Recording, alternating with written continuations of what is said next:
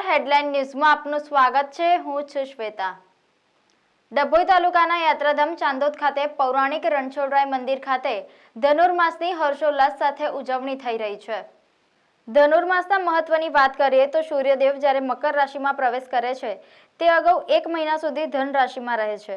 આ ધન રાશિમાં જે સૂર્યનું રહેવું તેને જ ધનુર્માસ, ધનાર્ક અથવા તો વિવાહ આદિ વ્યવહારિક દ્રષ્ટિએ શુભ ગણાતા કાર્યોમાં કમૂરતા રૂપ ધનારક પણ કહેવાય છે।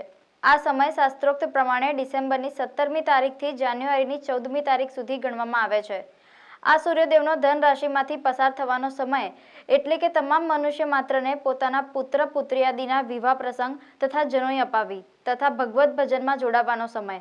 ત્યારે યાત્રાધામ ચાંદોદ ખાતે પૌરાણિક રણછોડરાયજીના મંદિરમાં ધનુર્માસના દિવસો દરમિયાન ભગવાનને ફ્રૂટ, સૂકો મેવો, મીઠો ખીચડો તથા તીખો ખીચડો સહિતના ભોગ ધરાવવામાં આવે છે।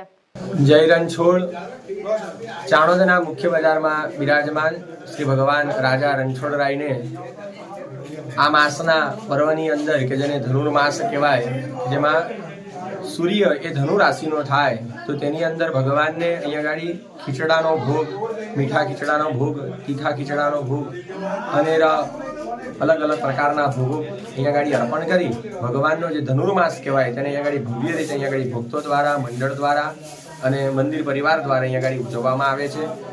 જેમાં આજના દિવસે પણ ભગવાનની અહીંયા ગાડી મીઠો ખીચડો, તીખો ખીચડો અને વિવિધ પ્રકારના ભોગ બનાવીને ભગવાનને અર્પણ કરી ભગવાનની આરતીનો લાભ લીધો, ભગવાનના દામોદર સ્તોત્રનો લાભ લીધો, ભગવાનનું નિત્ય કર્મ કરી આજના દિવસે તમામ ભક્તગણોએ આ જગ્યા પર નર્મદાજીના સાનિધ્યની અંદર, રણછોડરાયજીના સાનિધ્યની અંદર ધનુર્માસની ઉજવણી કરી।